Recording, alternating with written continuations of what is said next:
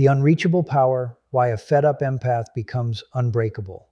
There is a profound moment in the psychological evolution of a sensitive person that almost no one discusses. It doesn't look dramatic from the outside. There is no shouting, no elaborate revenge, and no public collapse. Yet, internally, it is an earthquake. It is the moment when an individual is no longer wounded, but simply done. They aren't bitter, hardened, or vengeful. They are finished. This transition marks a turning point where pain is no longer just felt, but is instead digested and transformed into something entirely new.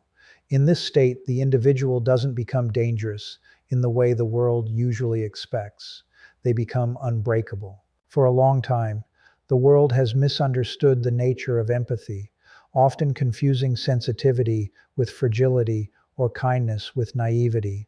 However, true sensitivity is rooted in a psyche of lived experience rather than a manufactured image.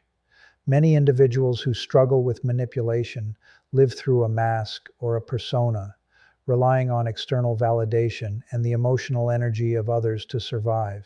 They don't live from a place of being, but from a place of performance. When a sensitive person finally reaches their limit, this difference in psychological structure changes everything.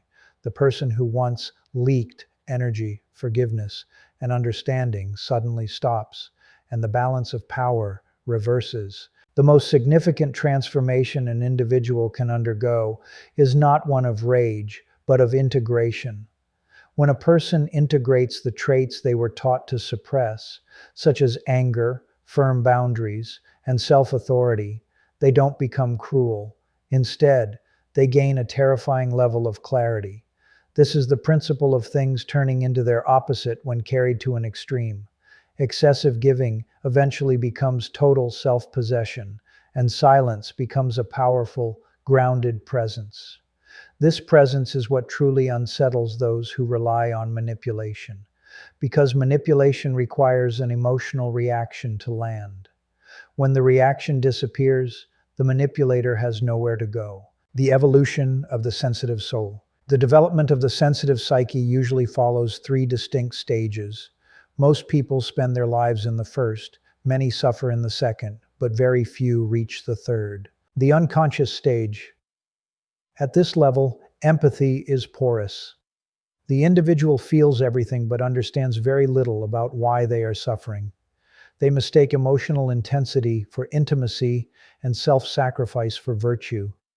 They believe that if they just love harder or explain better, the people around them will change. They carry the emotional burdens that others refuse to face, acting as an open nervous system for everyone else's dysfunction. The wounded awakening. This is the most painful phase. It is the moment of realizing that their life force has been feeding something that only takes. This stage is marked by confusion, oscillating between compassion and rage. They see the patterns of manipulation, but still feel a lingering sense of responsibility. However, this awareness is the beginning of the end for the old dynamic. Once you become conscious of a pattern, it begins to lose its power over you. The sovereign psyche. This is the master stage. The individual does not lose their empathy, they master it. They no longer merge emotionally with everyone they meet. They observe. They stop over-explaining and seek only to understand themselves. Here, anger has been transformed into discernment, and compassion has become a conscious choice rather than a compulsive reflex. They no longer leak identity, and because they are anchored within themselves, they become immune to external hooks. The structural shift of inner authority. Real change does not happen simply by thinking differently. It happens when the psyche reorganizes its very structure. This involves a clear four-step movement toward wholeness.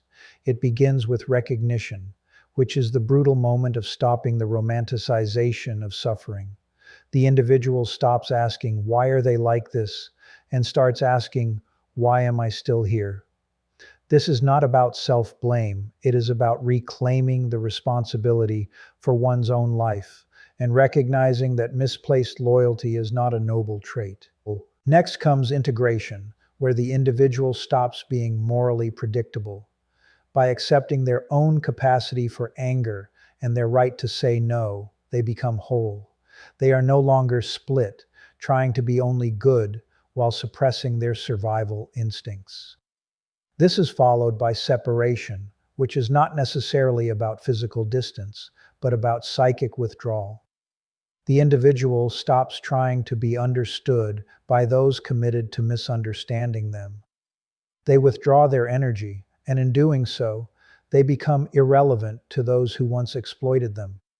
Irrelevance is often harder for a manipulator to handle than rejection because it provides no fuel for further drama. The final shift is embodiment. The individual's entire nervous system begins to change. Their posture, their voice, and their comfort with silence all reflect a new internal authority. They no longer rush to fill the gaps in a conversation or defend their reality to others. They have moved from a state of psychological vampirism, which feeds on reaction, to a state of conscious empathy, which operates from choice. They can see pain without absorbing it, and love without disappearing into the other person. The rise of the empathic warrior. What eventually emerges is a rare psychological type, the empathic warrior. This person does not battle others or seek to publicly expose those who have wronged them. Instead, they allow people to expose themselves through their own irrelevance. The empathic warrior has integrated empathy with strength, realizing that goodness without strength eventually collapses into resentment. They don't need to win arguments or be believed by the world because their reality is confirmed internally. A person who lives entirely within their mask or persona must perform continuously to feel alive. They need to be seen and validated at all costs. The awakened sensitive person, by contrast, no longer needs to be seen. They are the ones who see. Their calm, unreactive gaze is unbearable to those who survive on illusions. The final irony of this journey is that the sensitive person never wanted power, but they found it the moment they stopped abandoning themselves. They realized that their sensitivity was never a flaw. It was training. It was training to see beneath masks and to recognize when a connection is no longer life-giving. The fed-up empath is dangerous to dysfunction because they no longer participate in the rescue cycles that keep toxic systems alive. They have accepted the terrifying task of accepting themselves completely, including their limits and their right to walk away. This isn't about becoming cold. It's about returning to the truth. Truth does not need to shout or convince. It simply stands. When an individual reaches this level of sovereignty, they are finally free to use their gifts consciously and powerfully, no longer as a slave to their own kindness, but as a master of their own soul.